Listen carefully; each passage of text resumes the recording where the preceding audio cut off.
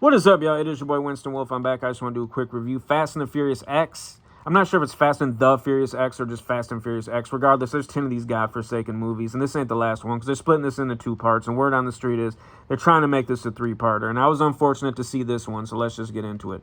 So the movie starts off with a scene from maybe Fast and the Furious 7, maybe 8. It's whatever movie it was where Vin Diesel was dragging those safes behind the car like a wrecking ball, just tearing everything up.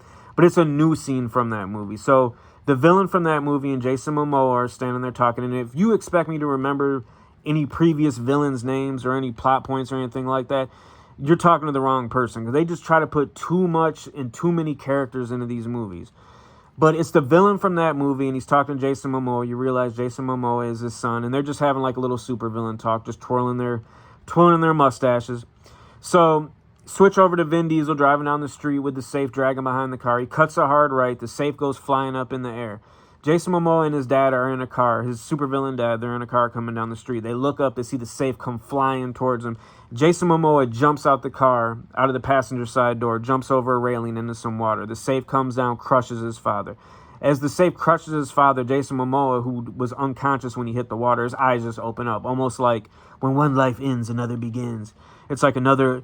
It's a new awakening. It's a new day for Jason Momoa. And let me just tell you right now, there's two very miscast roles in this. Number one, I'm just going to get to, is Jason Momoa. Whoever saw this and wrote this role for him and this character, or maybe it was written a totally different way and the director wanted him to portray it this way, I don't know. But whoever's responsible for Jason Momoa's performance watched The Dark Knight way too many times and wanted this character to be Heath Ledger's Joker from that, but like times 4. And it is cringy, it is ridiculous, and if you want a character portrayed like that, Jason Momoa isn't the right actor to be doing that. That Fast and the Furious bag must be hefty for Jason Momoa to do this, because as far as I know, he ain't broken. He's not hurting for money. So why he did this, I have no idea. They must be paying really good. But the other miscast role is Vin Diesel's son in this. He's like 5 or 8 or something. He's just the sissiest little kid. And every time he's on screen, you just want him to get killed. You want him to die. You cheer for the villains when they're trying to kill Vin Diesel's kid. Now, go back and watch Terminator 2. Like any DVD, any Blu-ray, they're going to have a making of. Watch the making of. Watch when they talk to the casting director. And she says, James Cameron wanted a kid that was believable, that you could believe was raised by Sarah Connor, that bounced from foster home to foster home. So the casting director went to different YMCAs and was watching, like Latchkey Kids and stuff like that. And she saw Edward Furlong. He had no acting experience prior to that. So she got him, brought him in, and bam, you got the classic young John Connor performance that you got. And that's because they actually cared about it. They wanted some realism. With this, no realism. Now, I don't even believe he's a little boy. He's just like a little sissy girl. It's terrible. It's between him and Jason Momoa every time they're on screen. You just want to straight up barricade, the doors to the movie theater and burn it down with everyone inside. That's how angry those two performances make you watching this movie. But, so switch to current times, and Vin Diesel's training his little sissy son to like drift and do donuts in an empty parking lot, with a muscle car. So then they go back to the house and they have another Fast and the Furious family barbecue at that house.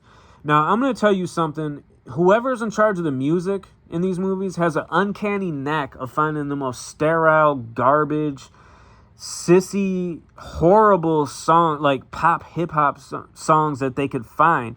And it started with that Wiz Khalifa dumbass song. And if you go up on YouTube and look at how many views, it has like billions of views, that terrible Wiz Khalifa song.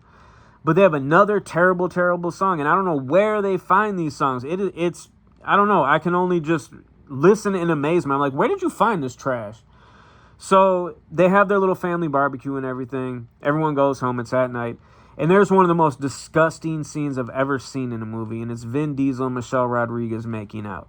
I don't think there's any actress, not just actress, I don't think there's any woman in the world that has any kind of romantic chemistry with Vin Diesel.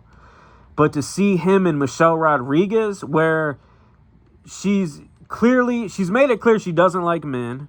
she's not a spring chicken, and she's not exactly the most feminine woman in the world. So to see them roll around and make out, it's God. So Vin Diesel, I don't know if he has like an alarm system or just hears the front door, a knock at the front door, but he's like, hold on, stay here, I'm gonna go down and check the front door. So he goes downstairs, and who's at the front door? This is like late at night. This is like 10:30, 11 at night. So everyone's already went home. So Vin Diesel goes downstairs. You see Charlize Theron is at the front door. Now, I don't remember much in plot points or whatever from the previous movies, but I do remember she was supposed to be some kind of big bad supervillain that was trying to kill everybody, kill his family, kill his friends, all that. So she's just at the front door by herself. And Vin Diesel, instead of snatching her right up as soon as he sees her, he gives her a little speech. He's just like, so you try to kill I'm paraphrasing, but he's pretty much like, so you try to kill my family, you try to kill my friends, and you show up to my house?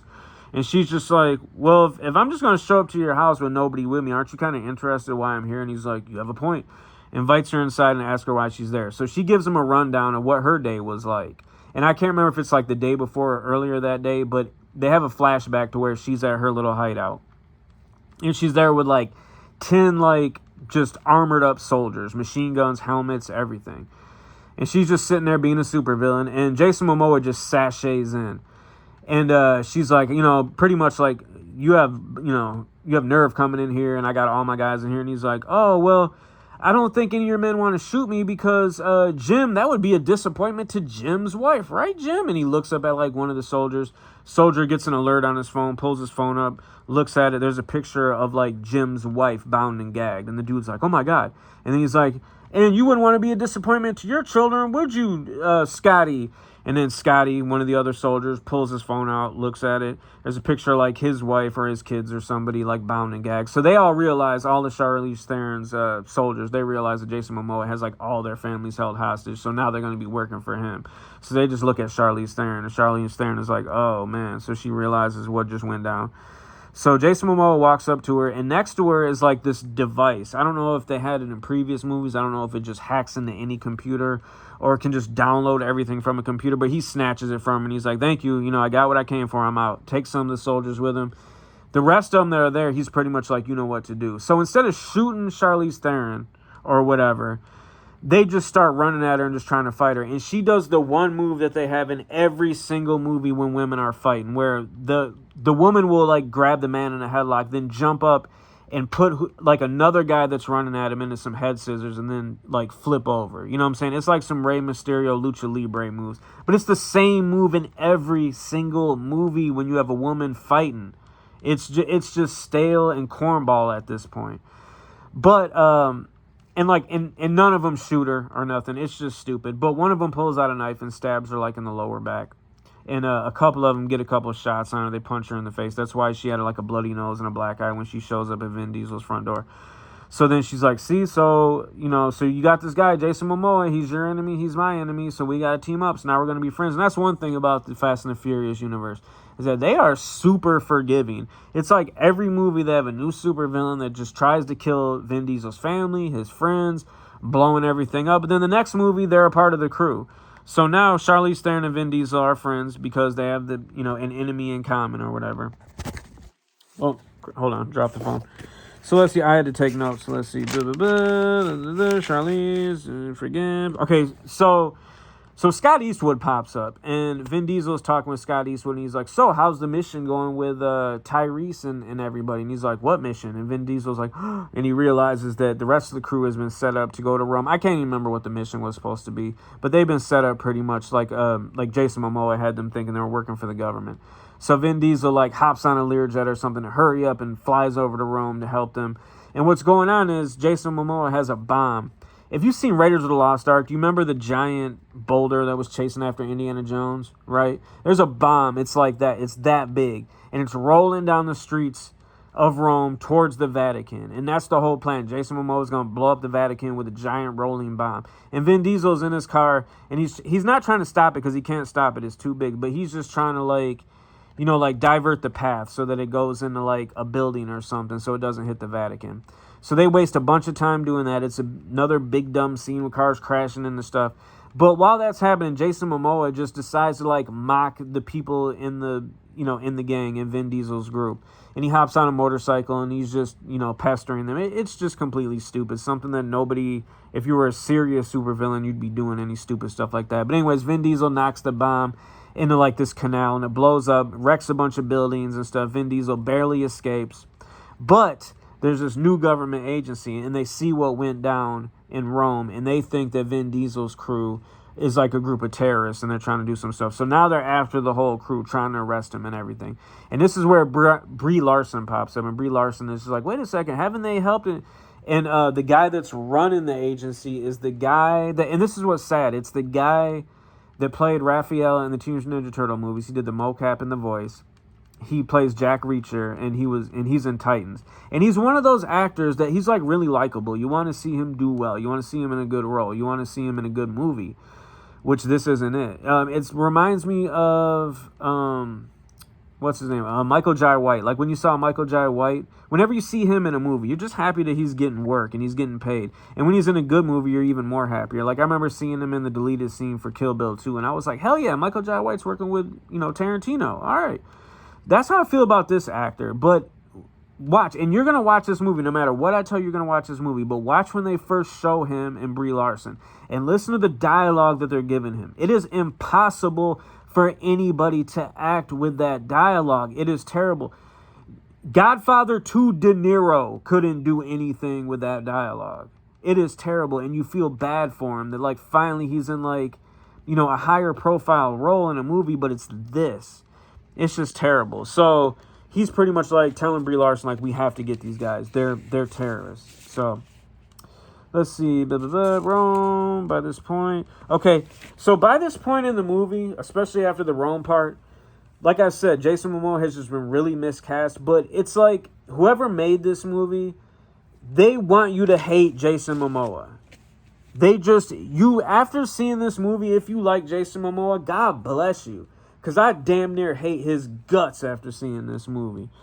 Let's see. A hit squad. Okay, so a hit squad goes to Vin Diesel's house.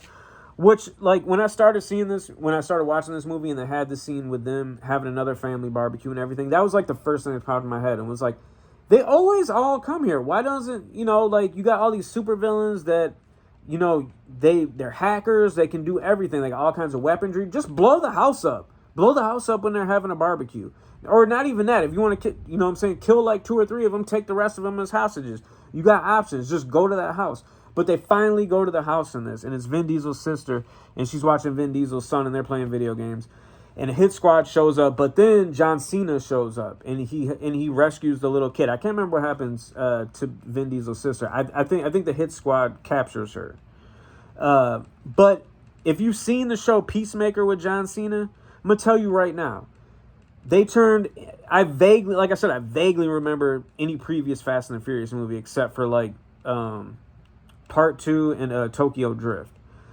But I do remember that John Cena was supposed to be some kind of, seriously bad dude, right?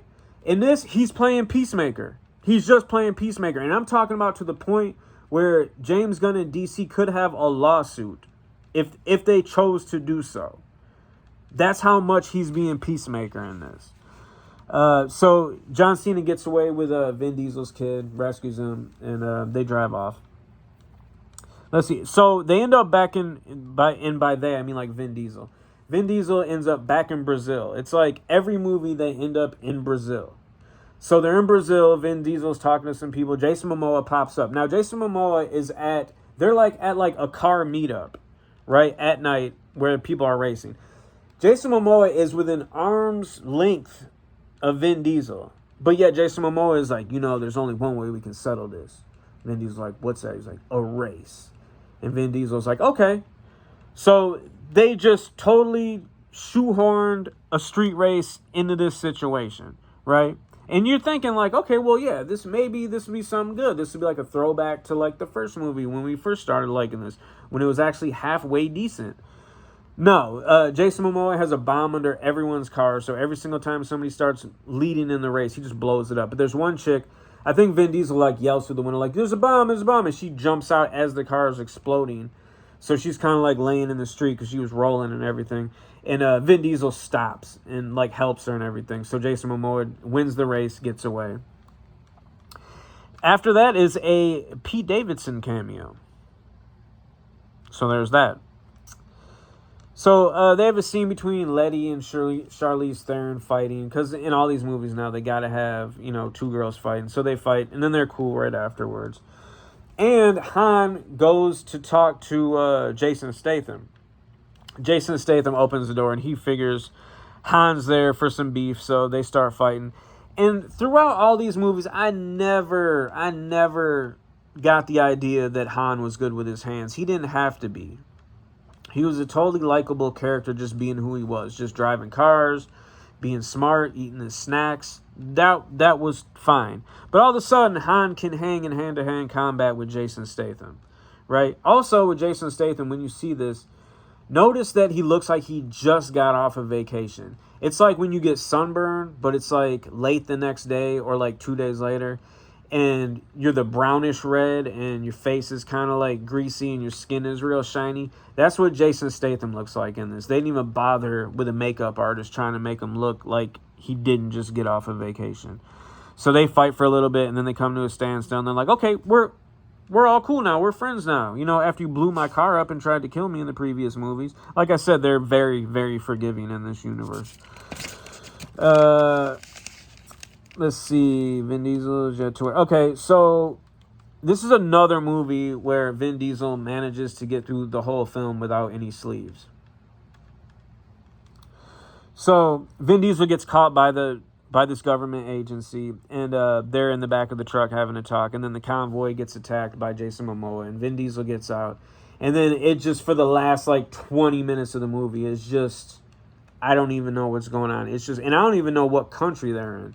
But they're just driving through the streets, just mad destruction, mayhem. It's just, this movie reminds me of when Transformers 2 came out. And I remember the biggest criticism was, there's too much action. And I remember at the time being like, wait a second, you mean this is just wall-to-wall action, Transformers action? Yeah, you don't know what you're talking about. This is going to be awesome. And I remember when I saw it, halfway through it, I was just like, okay, there's too much action. There's no ebb and flow to it. That's like how it is with the last 20 minutes in this. It's just all kinds of just cars going down the street, smashing into stuff. But John Cena pops up, and he has a bunch of bombs in his car, and he sacrifices himself to save Vin Diesel by running into a bunch of Jason Momoa's henchmen with their convoy of trucks coming towards him, and just blows it up. But I'm going to tell you this. How many times have you seen somebody just straight up get blown up in these movies and then just pop back up without any scars, without nothing? So I don't think John Cena's dead, because I think even after they finish the main storyline of this franchise, I think you're still going to have The Rock and Jason Statham. I think you're going to have John Cena, and I think you're going to have probably one more character in spin-off movies to keep this godforsaken franchise alive. But, so, let's see. Last 20 minutes. Okay, okay, so it ends with you find out that this agency, this new government agency, they're really down with Jason Momoa. I can't remember if Jason Momoa has Vin Diesel's son. I don't think so. I think they get the kid back. I mean, but I would rather have Jason Momoa just straight up just put a gun to the kid's head and just smoke him. That would have been awesome. But it ends with Vin Diesel just sitting there, like, getting the whole realization that this agency is down with Jason Momoa. And he's just like, oh, my God. And then it ends. But then you see Letty and Charlize Theron, and they're in Antarctica. Not kidding. Says it right there on the screen. And they're way out in the middle of nowhere, and all of a sudden a giant submarine busts up through the ice. The hatch pops open. Guess who stands up out of the hatch? Gal Gadot, Wonder Woman, without a scratch on her. She's alive, smiling. Credits, right? Midway through the credits, a mid-credit scene, who pops up? The Rock. So, I mean, if that kind of stuff excites you, you're in for an awesome part 2 to this. But for me, I was just like, man, who cares? Like, what could they possibly do to end this to where you're like, okay, like, the stakes are so high. They went to space in the last movie. What conceivably could they do? And that's why I'm saying, Paul Walker, they're going to make a CGI zombie out of him and he's going to pop up because that's all they can do at this point. That's all they can do. Fast and the Furious X, man. 0 to 10 dog bones, that's my rating. 10 is the best, 0 is the worst. I mean, it's a 0, obviously. But I have to come up with something that's like below 0. That just stresses like, this is not just a waste of time. It's not just garbage. This is an abomination to filmmaking. And that's what it is. And also, I don't know if you listen to Quentin Tarantino's podcast. Video something. Look it up. Him and Roger Avery. Is that his name? He directed Killing Zoe. But they have a podcast. It's my favorite podcast. I would love for somebody to force Quentin Tarantino to sit and watch this 2 hours and 30-minute cinematic abomination. And I would love to hear him just dissect it for 3 hours. God, please, God, make that happen. Somebody's got to make that happen. Because this is...